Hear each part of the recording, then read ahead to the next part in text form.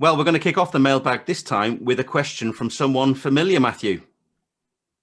Yeah, indeed we do. It's another McClair on the show, and it's Liam McClair, someone we all know from doing the fabulous music for the show. Can't be asking a question. No, he's not asking you a question. Well, not yet, anyway. He's asking Manny, actually. He says, does Manny remember taking away the two people who were watching me at the Blue Cat Cafe open mic as they joined him for a cigarette during my set, leaving me to play to an empty room? I do remember it, Liam. Sorry about that one, man. I owe you a bit for that.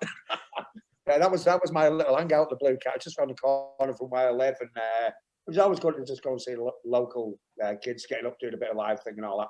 Oh, Liam's good at it, man. He's good. But the two punters in there, you obviously took out for a cigarette mid-song, did you? Fortunately, he wasn't completely and utterly devastated and scared by that event, Manny. Oh, I could never be able to. You and two friends have left to disappear out and go, this is shit, man, let's go for a fag, you know? I wonder what it was. I was taking you out to smoke as well, but who knows? No comment.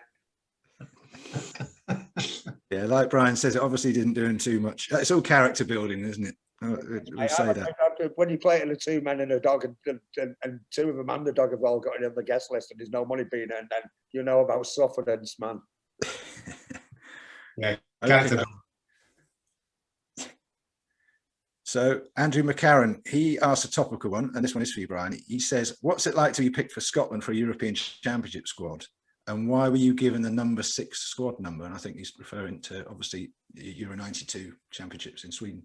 Yeah, I think I was really pleased to be involved in that championship, particularly because I'd missed out on the major championship before, which was the Italian 90 that Scotland qualified for. And I thought that being when I got left out from that, I didn't think I would represent Scotland ever again. But clearly that worked out quite well. And it was great to be involved in the great tournament. I think that Scotland did very well, and I'm hoping that gets replicated in the next couple of weeks. Number 6, I'm not sure. I think that Andy Roxburgh, who's the manager, had always had some quaint ideas at times about what you would do with football. And I think that rather than upset people, I think it was the time of, it would have been, because there was squad numbers then. So rather than have a fight over particular numbers, because people would have because they came from lots of different clubs, would have their own shirt number that they would probably like to choose. I think he picked it on age. So I think that's, apart from goalkeepers, I think he picked on all the other numbers were based on what your date of birth was. So you were the 6th oldest player in that squad, is that?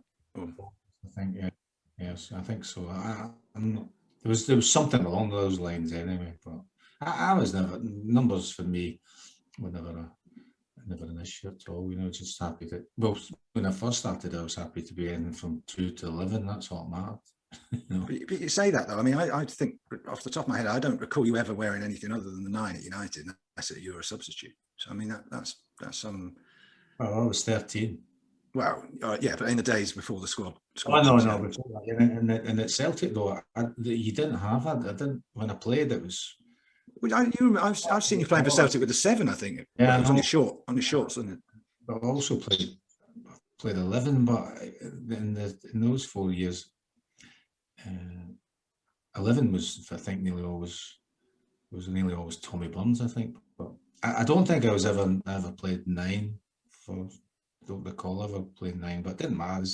I just wanted to be on the pitch from the start of the game, and I wanted to be on the pitch at the end of the game as well. So, talking about that, but 6 is talking about that Scotland squad. I mean, sorry, Manny. Sorry, go on, Manny.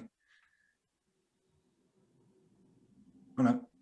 Talking about Scotland squad, I think I'd say that you could consider yourself to be a bit unlucky with your Scotland career. I mean, for someone that scored as many goals as you did for Celtic and United, you know, you missed out in Mexico '86, you missed out Italy '90. I mean, is that something that ever crossed your mind, or did you just get on with it and you just, I mean, obviously there's a lot of competition around at the time. It wasn't '86, I hadn't been involved in the Scotland squad then, but I knew that as a young player that Choccy quite liked me. So I think that I like to think that there was a possibility I could have gone to Mexico. 90 was I was disappointed about, but that's all part and parcel of what football is about. You know, it's yeah. I didn't. There's only one person you need to please, and that's the coach of a team you're participating in. And I hadn't done enough to merit a place in that squad. I came back in after the World Cup, and I say I went to Sweden. So that when I always relate it back to my name might have done the same, or you know, in various other people. When I'm wandering about as a 13, 14-year-old kid going to school and I'm dreaming about being a football player, and then you get to the situation where I'm now looking back on that, there's no way I got anywhere near those daydreams. If I'm standing here and I go back and tell my 15-year-old self what I'd have done in football and life, and not in the things, the experiences I've had and the people I've met, they would have been, you know, mocking you and laughing at you, and yeah, you're very good, you know. So I just wanted to play, and I did much more than any of those dreams. So I'm really pleased with it. And part of the thing is that sometimes you need to get disappointments at times. I mean, just Liam's question there about that. Sometimes it's something to do with a challenge to you know. You say, well, you know, I'm going to show you that I'm still playing, and I'm like, you can either accept it and then you fade away, or rise to that. And I always felt that I took things on board and I rose to it. And then when you get to in your 50s, you get a lot more casual about it and a lot more philosophical about what happened in your life, you know. And really, if you look at it in detail, it's down to what you did, you know. It's down to really what you did, what are the impressions, and whether that was just to do with playing, or whether that was to do with how I performed or lack of performances in training, or whether they felt that I was too mischievous. I don't really know what the answer to that was, but I don't hold any. I have no regrets about it, because that's just the way that I lived, and that's what I did. So I wouldn't have changed any of it to say that I had played in the World Cup. I was pleased to be involved in a group of players that qualified for the World Cup, although I didn't go to the finals. It gave me some more days off. The gaffer was pleased about it, because I got a lot more rest. So yeah,